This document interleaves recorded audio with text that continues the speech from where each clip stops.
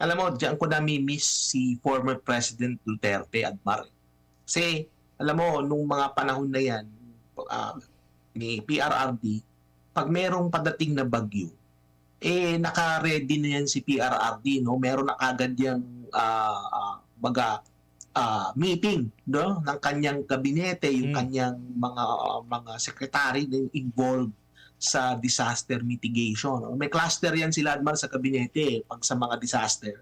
So meron 'yan sila 'no, and makikita natin na ka-meeting na kaagad ni Pangulong Duterte yung gabi pa lang 'no, gabi pa lang na bago dumating yung kalamidad. Kasi mm. alam mo naman natin ang mga bagyo, mga tropical storm nape-predict na 'yan, malalaman mo na kung anong oras darating.